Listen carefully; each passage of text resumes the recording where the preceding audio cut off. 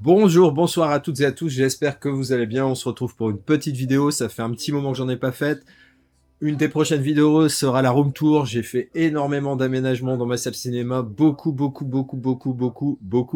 changements et de décorations. Donc je vous montrerai ça. Je vais pas vous montrer ça aujourd'hui, je vais vous montrer ça dans la room tour. Ce sera beaucoup plus sympa.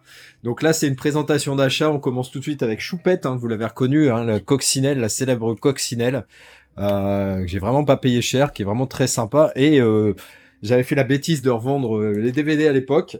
Et dans mon optique, voilà, des films des années 70-80 qui m'ont marqué, hein, je crois que le premier Coccinelle, Un amour de Coccinelle, date de 78, un truc du genre, 76, on sait rien. C'est des films que j'ai découverts au club cinéma à l'époque, quand j'avais une dizaine d'années.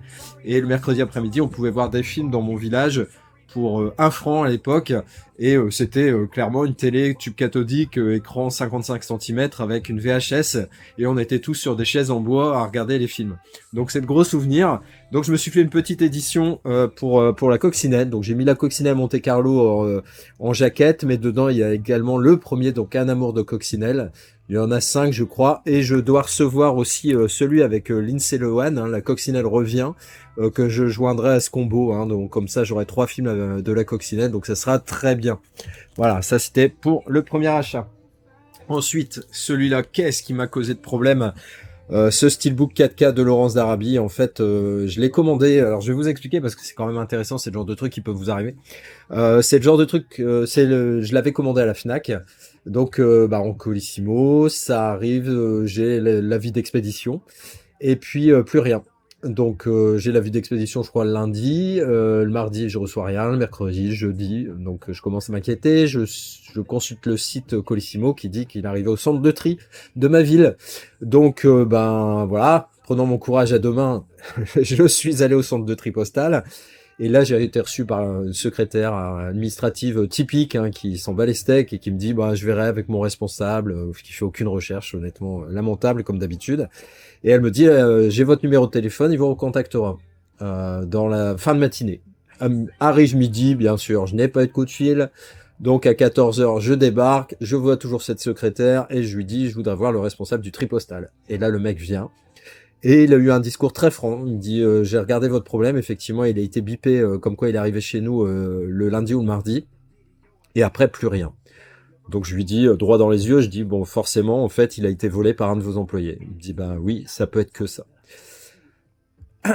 Voilà, quoi. Donc c'est la 3e fois que ça m'arrive, hein. Notamment il y avait eu l'histoire avec le bras de Terminator, hein, que j'avais fait livrer à la Fnac, par la Fnac à Darty directement, justement, qu'il n'y ait pas de problème avec la boîte aux lettres ou quoi que ce soit. Et pareil, il avait été bipé au centre de tri postal et jamais arrivé jusqu'à Darty.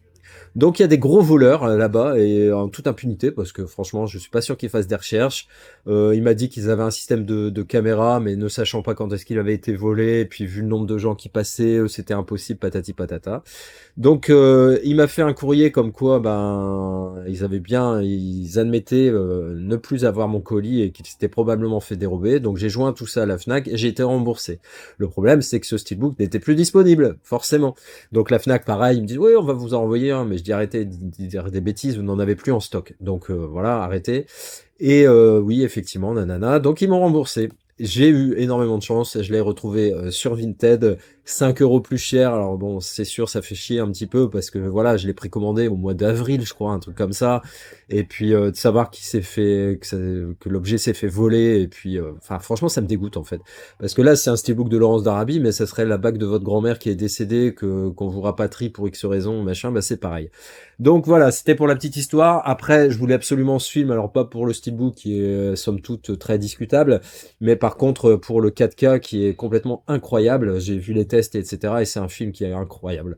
Avec feu Omar Sharif, feu Peter O'Toole, enfin voilà, mes grands souvenirs. Je l'ai vu 2 fois, mais il y a très très très longtemps, je pense qu'il y a plus de 30 ans. Donc je suis vraiment content de l'avoir dans ce format avec la meilleure technologie possible. Ensuite, un film, alors de Alex Garland, film que j'ai vu en dématérialisé. Alors je sais plus si c'était sur Canal ou genre, mais j'étais pas du tout dans le mood et il m'avait pas conquis. Mais en y repensant, en discutant avec Adrien et tout, je pense que je me suis un peu trompé sur l'avis sur ce film. Et là, sur Vinted, quand je l'ai vu neuf sous blister d'une dizaine d'euros en 4K, je me suis dit bon voilà, on va lui redonner une chance, on va se redonner l'envie de regarder ce film et puis surtout d'y aller un petit peu moins critique et se laisser porter par l'histoire. Donc c'est ce que je vais faire. En tout cas, c'était une bonne opportunité. J'avais acheté avec un autre film que je vous présenterai un peu plus loin dans la présentation. Ensuite, il y a ce film que j'ai depuis un petit moment que je vous ai jamais présenté, c'est Dream Horse avec l'excellente Toni Collette. Alors, je suppose qu'il s'agit du milieu du hippisme, des courses hippiques, et à savoir que à la base, j'aime pas du tout ça. Alors, j'aime bien les chevaux, même si je suis pas accro à ça. Je préfère les ânes, je m'identifie plus. Toujours est-il que Dream Horse, alors, je n'aime pas les équidés, enfin, je veux dire, j'ai pas de truc particulier avec ça, mais pourtant, pour avoir vu par exemple Seabiscuit, le film avec, je sais plus qui c'est qui joue dedans, c'est Tobey Maguire, je crois. Enfin bref, en tout cas, Seabiscuit, c'est un film que j'ai adoré, hein, qui est basé aussi quand même sur des courses de chevaux. J'ai vu EO, là, c'est avec l'âne, j'ai bouleversant ce film et j'ai vraiment adoré, donc je me suis dit, je vais tenter celui-là. Ensuite, un film avec deux pointures du cinéma et une pointure de la chanson cinéma. Donc on a Belmondo 2 Long Paradis, Une chance sur deux, un film de Patrice Lecomte, que j'ai depuis un petit moment aussi, qui est là sur le côté de mon canapé pour vous le présenter. Je l'ai toujours pas fait. Donc deux monstres du cinéma. Je sais que c'est pas non plus le meilleur de leur film pour l'un comme pour l'autre. Mais je crois qu'elle a deux papas en fait. Enfin, il y a une histoire comme ça. On verra ce que ça donne, hein, je m'en souviens plus du tout. Alors ça c'est pareil, j'ai pas grand chose à vous dire sur l'histoire parce que je ne sais plus rien de ce film. C'est un film qui m'avait été à l'époque conseillé par Adrien, France, film de François Ozon avec Pierre Ninet, hein. Donc on verra ce que ça donne. Un petit truc très léger, hein, un dessin animé pour ma fille, mais on va regarder en famille, hein, Migration. Donc on verra ce que ça donne aussi. Ça fait penser un petit peu au robot sauvage, hein, parce que finalement, lui aussi, le robot sauvage va apprendre à migrer à ce petit volatile. Donc on verra ce que ça donne aussi. Hein, mais je pense que voilà, c'est les studios qui ont fait les mignons et tout ça. Ça doit être très bien. Toujours dans mon délire des séries des années 70, 80, 90, 2000, il n'y a pas de limite, qui m'ont marqué, je me fais ma collection. Hein. Et donc je me suis pris la première saison de Chips, série que je regardais chez ma grand-mère sur la télé en noir et blanc, dont j'ai de grands souvenirs, hein, donc avec Pancherello et Baker. Donc j'ai lu plein de trucs, hein, sur leur histoire, le fait qu'ils étaient plutôt frères ennemis pendant très longtemps. Ils se sont réconciliés vers la fin, mais ils pouvaient plus se sentir. À demander même des épisodes où ils avaient des histoires différentes pour pas se côtoyer et tout ça. Et puis il y a plein de paradoxes, hein, dans cette série. Par exemple, donc Chips, c'est California Highway Patrol en fait, le CHP, et ils ont rajouté un I et un S pour que ça soit prononçable, mais donc voilà, c'est ça. À savoir que les patrouilles comme ça motorisées aux États-Unis, ben ils sont seuls, alors que là ils étaient toujours par deux, donc il y a plein de choses. Il y a jamais un coup de feu qui est tiré dans les épisodes, enfin parce qu'il fallait que ça soit un programme familial. Bref, beaucoup de choses à vous dire là-dessus. Ça pourrait faire l'objet d'une vidéo à part, mais en tout cas, je suis content de rentrer ce Chips avec forcément la VF, donc ça c'est plutôt bien. Ensuite, le steelbook qui a fait débat pendant un moment, mais bon, de toute façon c'est toujours pareil, il y a des gens contents, pas contents. Moi je suis très content d'avoir ce steelbook de The Mask. J'aurais aimé effectivement qu'il y ait il y a un 4K, hein, en profiter pour ressortir ce film et lui donner la meilleure version technologique, hein. Film que j'ai revu au cinéma en vacances, donc ça c'était cool. Très bon film de Jim Carrey, même si c'est loin d'être mon préféré. Je préfère largement par exemple Disjoncté ou même Ace Ventura. Mais c'est un film que j'aime beaucoup, hein, quand même. Et ce steelbook est 14,90 €. C'était vraiment une bénédiction à mon sens, hein, parce que le steelbook Xavi coûtait vraiment, était inaccessible, hein, vraiment bien trop cher. Ensuite, dans un cache où je suis allé il y a pas longtemps, j'ai trouvé La Haine. Donc il y avait une superbe édition collector à un moment qui se trouvait pour pas cher, j'avais loupé le coche et je m'en suis voulu.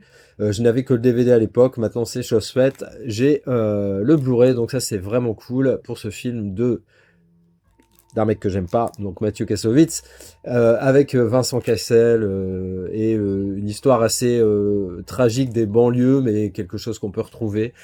Enfin bref, il y aurait un gros débat aussi là-dessus, hein. Je vais pas rentrer dans les détails et la polémique.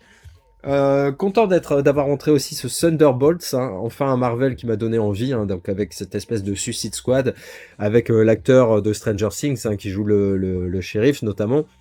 Mais hâte de le découvrir. Je sais pas grand chose. Je suppose que voilà, c'est un peu des paumés qui n'ont pas vraiment de pouvoir, qui vont devoir lutter contre une force du mal qui risque de détruire la Terre.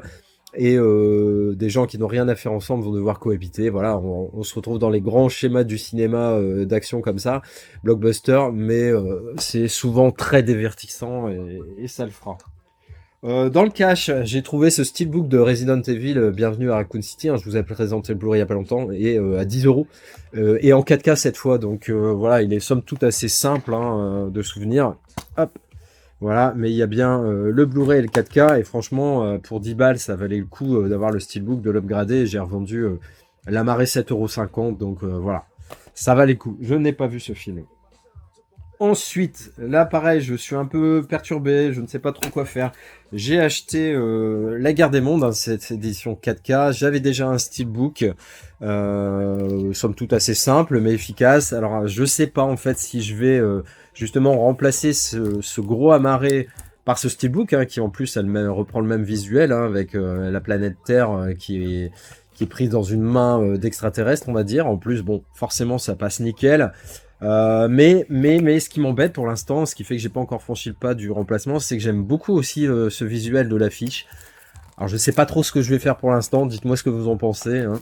Mais en tout cas, j'ai pris cette édition, ne serait-ce que pour le fourreau. Je sais, je suis très faible, mais j'adore ça. J'adore les fourreaux, surtout quand ils sont rigides et de qualité. Je vais vous montrer à quel point j'aime les fourreaux, hein, d'ailleurs juste après. Mais voilà, j'avoue que pour moi c'est l'édition ultime quand il y a un gros fourreau, le steelbook à l'intérieur, des goodies, et c'est pour ça que je vais franchir le pas pour les retours vers le futur, car je trouve ça génial, et en plus les fourreaux reprennent les affiches originales des films. Donc je vais peut-être pareil changer les steelbooks à l'intérieur et mettre les steelbooks avec les affiches originales. Je vais peut-être me faire un combo perso, j'en sais rien. On verra une fois l'objet en main, mais en tout cas voilà, comme je vous l'ai dit, je suis assez faible. Pour illustrer mes propos, bah il y a ce fourreau de Joker, hein, c'était tombé en promo, donc j'ai franchi le pas aussi. J'ai 3 steelbooks différents du film. Donc à l'intérieur, j'y ai mis Folie à 2 en plus. Parce que le film, je l'ai vu au cinéma, j'ai été déçu, comme je pense énormément de monde. Mais en ayant lu pas mal de choses, en ayant digéré le film, etc., je pense que je vais le revoir avec une autre perspective et ne pas vouloir forcément que Folie à 2 ressemble au premier Joker. Mais c'est un peu une désillusion. C'est vrai que voilà, Joker, on s'attend pas à ça dans le deuxième épisode. Mais voilà, toujours est-il que le steelbook est identique, hein, au fourreau. J'avais l'opportunité d'en remettre un autre, mais finalement je trouve que ça va bien ensemble et je m'y suis fait et en fait je l'aime bien. Les autres sont pas laids non plus, mais il y en a un que je garde dans ma grosse édition du Joker avec le vinyle, etc. Et l'autre je l'ai mis en vente sur Vinted, hein, si jamais ça vous intéresse, l'édition classique je crois que j'avais eu à la Fnac à l'époque. Ensuite, je vous parlais tout à l'heure de Warfare, j'allais dire Modern Warfare, tellement à l'époque dans les jeux vidéo. Et au même vendeur, j'avais pris en même temps Girl You Know It's True, donc l'histoire du groupe Milli Vanilli, hein, donc la plus grande usurpation du monde musical américain des années 80. Donc ce titre, plus un autre, un espèce de slow qui a été repris notamment, je crois, c'était pas dans Dahmer, mais les frères tueurs, là, avec la série avec Javier Bardem notamment. Il y avait le slow qui était repris dedans. Et Adrien m'a parlé de ce film et je me suis dit c'est vrai que ça peut être intéressant de le découvrir. J'ai regardé la bande-annonce et ça a pas l'air inintéressant et il était à 6 € donc je pense que c'était intéressant de le prendre pour se faire son avis. Ensuite, des petites séries, là c'était pareil dans mon cache. À un moment je m'étais mis à la recherche de cette série qui m'a l'air incroyable mais que je n'ai pas encore vue avec Matt Mikkelsen, Laurence Fishburne, enfin voilà une grosse distribution pour une série et je les avais achetés en DVD. Et figurez-vous que je les ai retrouvés dans le cache, en Blu-ray. La deuxième encore sous blister, la première aussi l'était, mais je l'ai ouverte pour voir. Et elles étaient à 10 € chaque. Donc c'était hyper intéressant, en sachant que les 2 premières saisons en DVD, je les ai revendues 22 €. Donc j'ai perdu absolument pas d'argent sur cette histoire et j'ai upgradé cette série pour les avoir en Blu-ray. Dans mon optique des années 80 et des séries, eh ben, je vais pas recommencer mon laïus. Je me suis pris la saison 1 de Cosby Show, hein, je me souviens, alors ça passait, je crois, sur la 6, de 20h à 20h30, et j'ai été bercé par ça, hein. J'ai regardé ça dans un premier temps, après ça a été quelques années plus tard, Notre Belle Famille et tout ça, et c'est des séries que j'ai beaucoup aimé, que je regardais vraiment avec plaisir tous les soirs. Et donc le Cosby Show, bon, Bill Cosby, c'est sûr il a alimenté les débats aussi il y a quelques temps, hein, défrayé la chronique. Mais bon, voilà, faut faire la distinction entre les acteurs et puis ce qu'ils sont dans la vie, hein. Justement, par définition, ce sont des acteurs. Mais en tout cas, voilà, il y avait aussi Lisa Bonet. Enfin bref, j'ai envie de revoir des épisodes du Cosby Show. Dernière série où là, pareil, je vais avoir des choses à raconter. Alors, The Love Boat. Donc la croisière s'amuse, pardon. Le volume 1, donc la saison 1, faut savoir que c'est une série qui se trouve quand même assez chère. Moi je l'ai trouvé, j'ai négocié, hein, elle partait de 40 € sur Vinted, j'ai réussi à la baisser à 25. Donc il y a un fourreau, je vous explique pourquoi. Le fourreau, vous allez voir, c'est important. Encore une fois, donc voilà, ils sont nickel, hein, franchement très très bons. Et quand la personne, en fait, j'avais vu que ça faisait 8 semaines qu'il était en vente, et donc bah voilà, j'ai donné ça un peu comme argument par rapport au prix de vente, et puis la personne a consenti à baisser le prix, et ça c'était génial. Et il faut savoir que la saison 1 est en 2 volumes, donc le volume 1 et le volume 2, alors je vous le montre à moitié. Donc là c'est pareil, à l'intérieur du fourreau tout est nickel, hein. C'est voilà la même chose, il y a 4 disques, le premier volume il y en a 3. Mais regardez-moi ce fourreau. J'ai dû même le couper, donc je sais pas trop ce que je vais faire, hein. Je vais trouver une solution, vous inquiétez pas. Mais voilà, je vous explique, en gros je reçois le colis et je vois qu'il y a du scotch gris tout autour. Vous savez, le scotch gris limite pour réparer des gouttières, quoi. Qui est tout autour du truc, et je me dis, j'espère que c'est pas collé directement sur le truc. Alors, devant, la personne avait mis un carton, ici et ici, mais sur les côtés, rien. Et donc, en fait, la personne a collé directement le scotch, comme ça, directement sur le fourreau. J'étais fou quand j'ai reçu ça. Donc, forcément, j'ai envoyé un message à la vendeuse, et je lui dis, mais franchement, voilà, excusez-moi l'expression, mais il faut vraiment être con pour faire ça, hein. Coller directement du scotch hyper adhérent sur un fourreau cartonné, vous avez complètement détruit l'objet. Elle me dit, je suis désolé, c'est mon mari qui s'est occupé du paquet. Je m'excuse, patati patata, mais je dis, ouais, mais franchement, moi je suis collectionneur, c'est moche, quoi, c'est juste pas utilisable ce genre de truc. Et donc, bah, elle a annulé la vente, ce qui fait que j'ai été remboursé. Donc c'est pareil, j'avais négocié à 25 au lieu de 40. Ça revenait à 28 € quelque chose avec les frais de port, mais finalement, ça m'a rien coûté.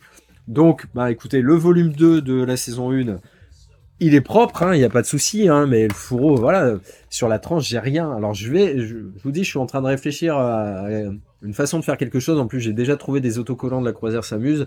Donc je vais voir ce que je fais.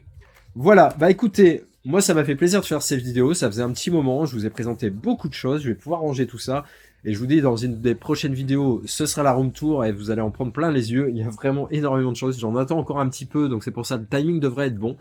Et puis, bah écoutez, je vous souhaite de passer une agréable journée, une bonne semaine, un bon week-end, un bon mois de septembre, et que tout aille bien dans votre vie. N'hésitez pas à liker, à vous abonner et à commenter, et je vous dis à très vite. Ciao.